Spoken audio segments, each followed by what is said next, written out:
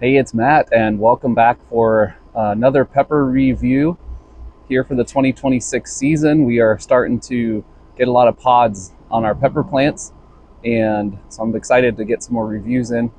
And today I've got for us the Fatalii Pepper. Fatalii Pepper. And this is the first one that came ripe on the plant. There are a couple other pods on there that are actually a little bit larger than this one.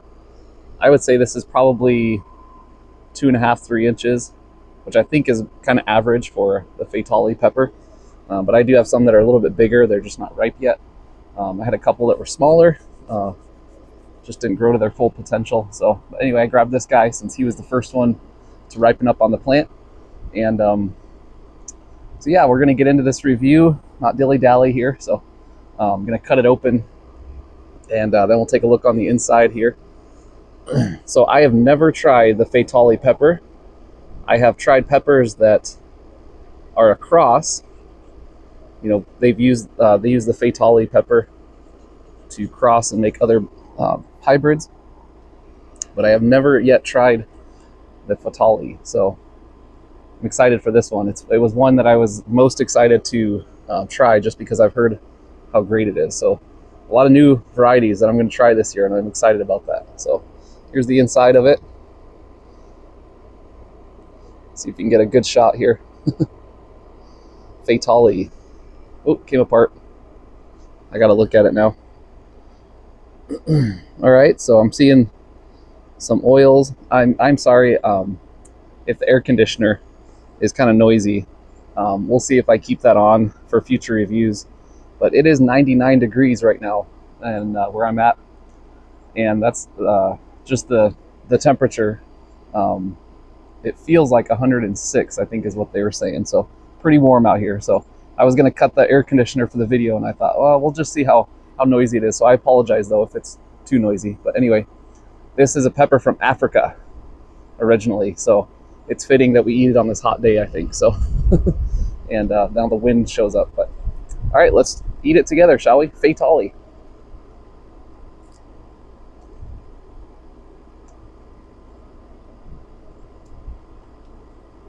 I'm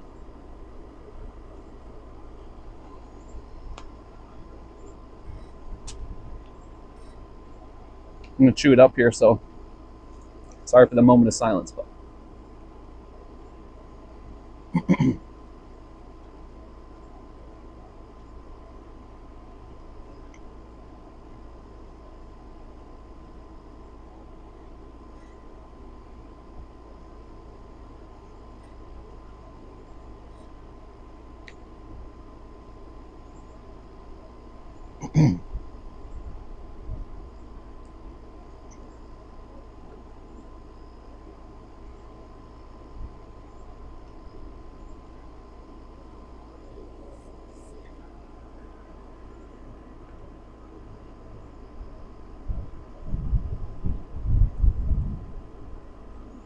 whew. I gotta trim my beard up a little bit. It's getting a little burly.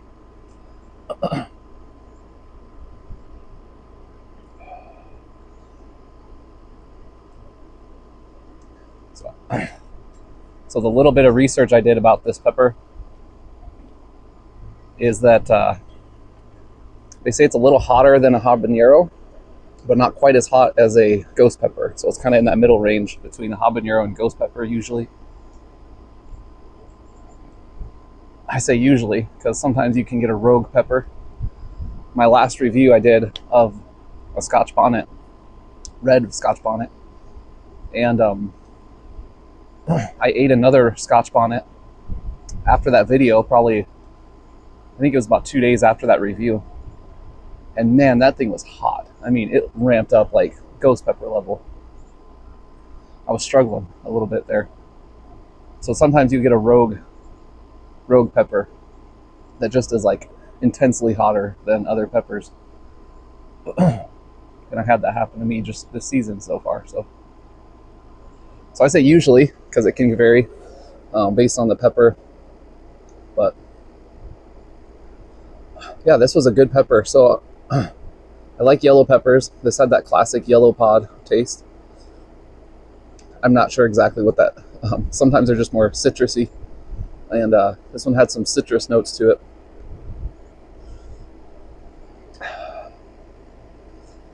So the burn is like under my tongue and then around my tongue. And then just a little bit on the roof of my mouth. Whew. Getting the seeds out of my teeth.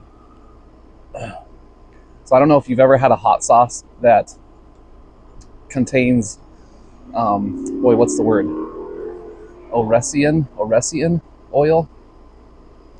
It's basically an extract. If you've ever had a hot sauce that contains extract, it kind of has a metallic battery taste to it, is how I describe it. This pepper has that, like almost like pure Captain, but like crazy hot. Definitely hotter than a habanero. A little bit of stinginess to it. And I like, I watched a video recently from Dean over at Conjured-Vaporz peppers. I like how he described some of the burn. He said it's like a road rash, right? Like you were to take your tongue and just like stick it on asphalt when you're driving down the road. And like that kind of burn, you know. That's what this feels like too, with a little bit of stinginess to it. But this would be a great pepper if you're trying to build tolerance and you kind of work up to a habanero and you can eat a habanero without like dying or feeling like you're gonna die. But you're not sure if you can quite, you know, get up to a ghost pepper or reaper or some of those ones. This would be a good step up from a habanero to try. Good tasting, citrusy, and a little bit of that metallic type capsaicin, pure capsaicin type oil taste. And it's making my eyes kind of water up a little bit, but no tears. Great burn. And the plant that I've just got one plant with the Fatali. It's loading up with pods right now. So I'm excited to maybe make a standalone sauce with that. So I want to share a verse, but before I do that, I want to give you a little update. This is a Warthog, excuse me, a Warthog pepper I grew. I have a couple shorts on my channel with this exact pepper that I've been tracking. And at first I thought it was an orange variant of the Warthog. And it's kind of been ripening red. And the other night I was really disappointed. I came to the plant and this thing had fallen off. You can see I took the stem off. And I think either some kind of bug or maybe a bird. The birds are all over my cages. They sit on top of them. And I know birds like to eat super hot peppers because they're immune to capsaicin. And I don't know if that was it might have been a bug, but maybe a bird poked into it and it's just kind of been rotten a little bit. So in fact, I don't plan to eat this. It's just so sad because it's such a cool phenotype. Look how gnarly that is.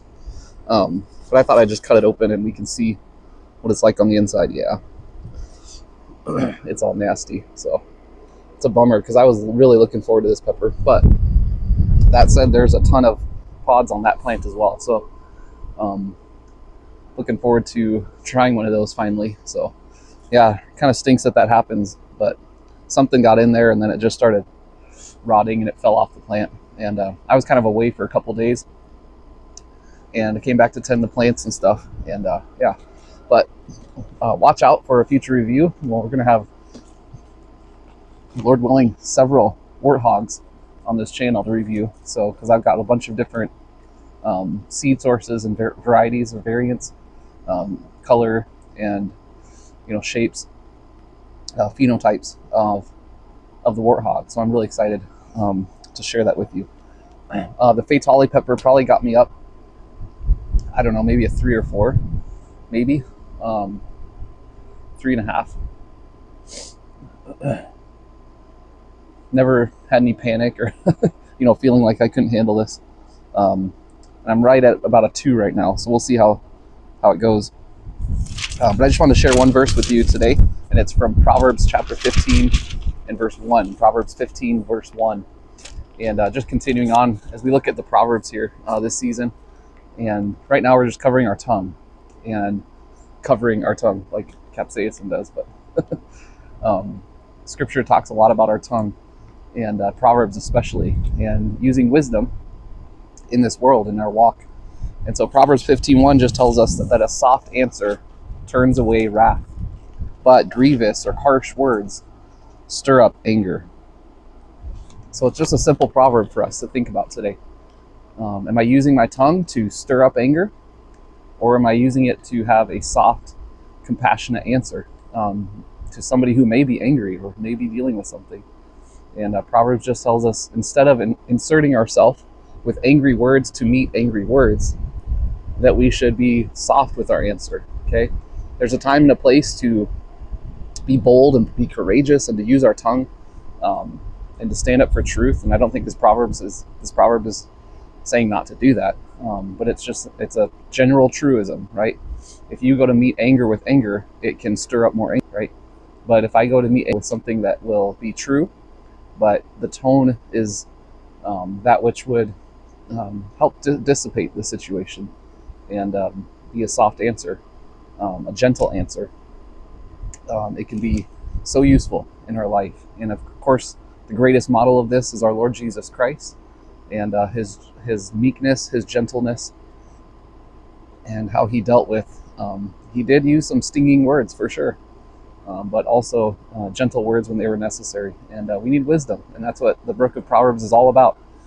How to use our words and be wise with them. So just wanted to have you think on that today. I've been thinking about it and how we use our words.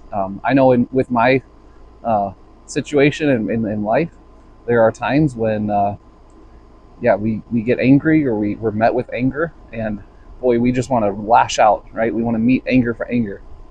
But we can really try to ease the tension and ease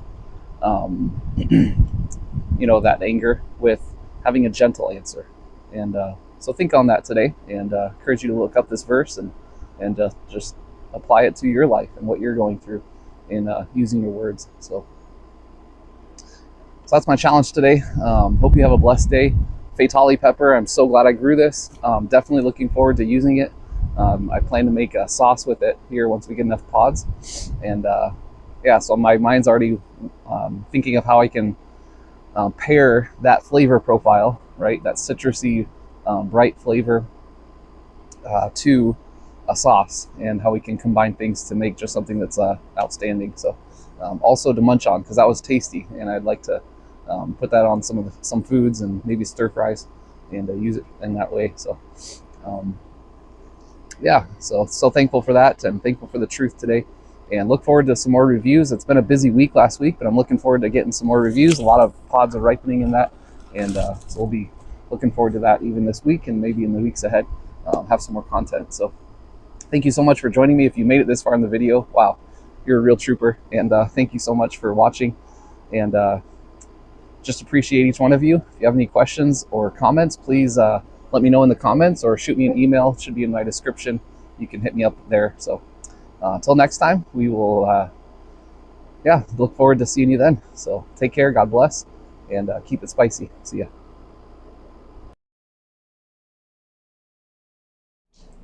Oh, what do you think, Tucker? Should we do a pepper review? You want to go eat a pepper? Oh, no, but you can be cute. Yes.